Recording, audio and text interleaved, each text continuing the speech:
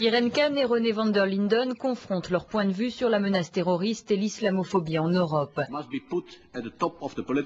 René van der Linden est président de l'Assemblée parlementaire du Conseil de l'Europe. C'est la plus ancienne institution européenne. Elle œuvre pour la défense des droits de l'homme. Irene Khan, quant à elle, est la secrétaire générale d'Amnesty International. C'est la première femme musulmane à être à la tête d'une telle organisation. Euronews les a invités à débattre après les attentats au Maroc et en Algérie. Peut-on craindre une nouvelle vague d'islamophobie en Europe?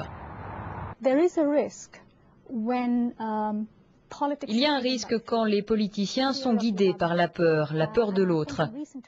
Et je pense que ces derniers temps, nous avons vu dominer, après les attentats du 11 septembre, une stratégie de sécurité basée sur la peur de plus de bombes, la peur des étrangers, la peur des immigrés. C'est de cela que vient l'islamophobie. La peur de l'islam et aussi des gens qui croient en l'islam. Et je pense qu'il est très important de prendre du recul par rapport à ça. Car la stigmatisation actuelle a isolé les communautés. Et plus on isole, plus les deux parties se polarisent. Et quand les communautés sont tirées vers les deux extrémités, ce sont les extrémismes qui prennent la place au milieu. La chose la plus importante à faire, c'est d'essayer d'éviter que les préjugés déjà existants dans notre société se renforcent. Car il y a une forme de haine dans toute société.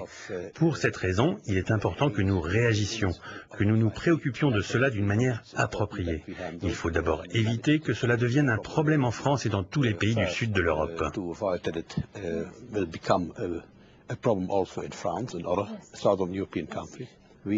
Nous devons nous emparer d'un certain nombre de causes de l'extrémisme, comme la grande exclusion, la pauvreté, le dénuement complet.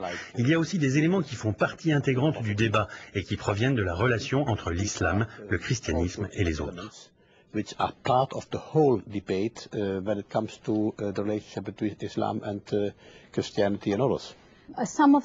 Certaines violences commises dans des pays comme le Maroc ou l'Algérie sont bien sûr provoquées par des situations internes à ces pays.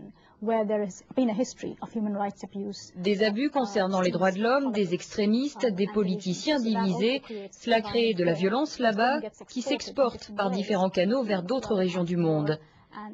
La meilleure stratégie, c'est d'œuvrer à la compréhension et à la tolérance entre les communautés. Nous avons organisé beaucoup de conférences consacrées particulièrement aux problèmes de droit.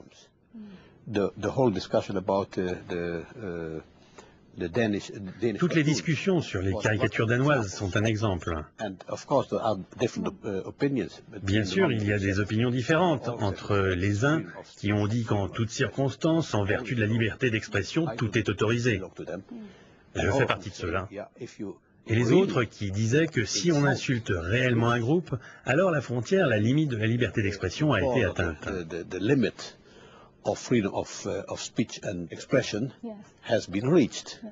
Et on doit aussi prendre en compte le respect de l'autre.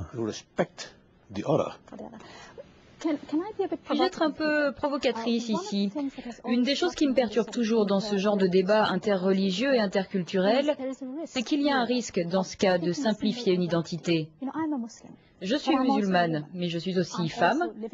Je vis en Europe. Et vous savez, il y a peut-être d'autres choses que nous partageons, je ne sais pas, peut-être la littérature, l'art, le théâtre. Si on voit les multiples identités de chacun, il est facile de construire des ponts, plus qu'avec une identité unique. Parfois, les voix modérées ne trouvent pas d'écho, les voix des femmes non plus, tout comme les voix de ceux qui sont différents.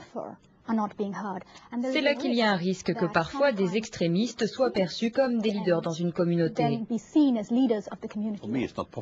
Pour moi, ce n'est pas provocateur, c'est la vie de tous les jours ici. Vous avez des extrémistes au sein de l'Église catholique, dans le monde musulman, dans l'Église protestante ou dans l'Église orthodoxe.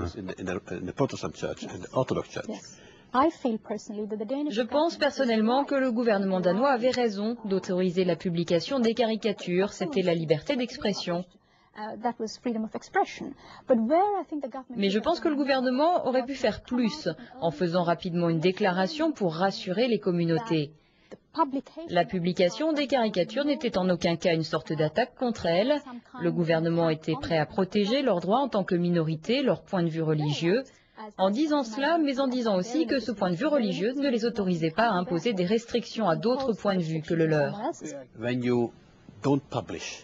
Quand vous ne publiez pas des caricatures sur le christianisme parce que c'est une insulte envers vos concitoyens, vous croyez en votre pays.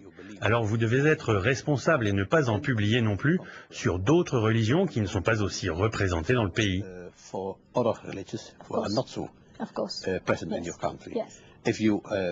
Si vous voulez garantir la liberté d'expression, vous ne devez pas emprunter une voie sélective.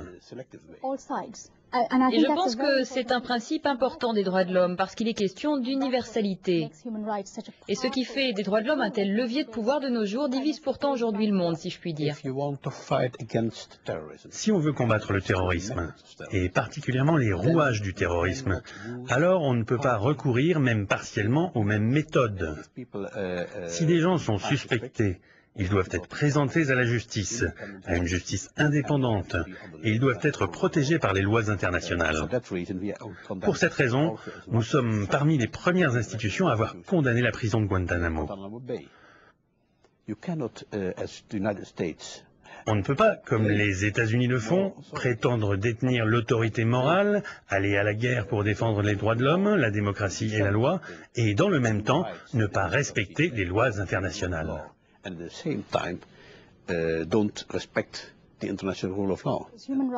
Les droits de l'homme et la sécurité ne sont pas deux choses différentes à mettre de chaque côté de la balance, à opposer. Aujourd'hui, c'est par les droits de l'homme que l'on construit un environnement plus sûr.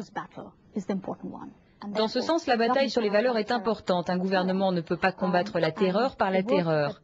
Ce fut le travail du sénateur Dick Marty et du secrétaire général Terry Davis au Conseil de l'Europe qui ont mis en avant ces questions.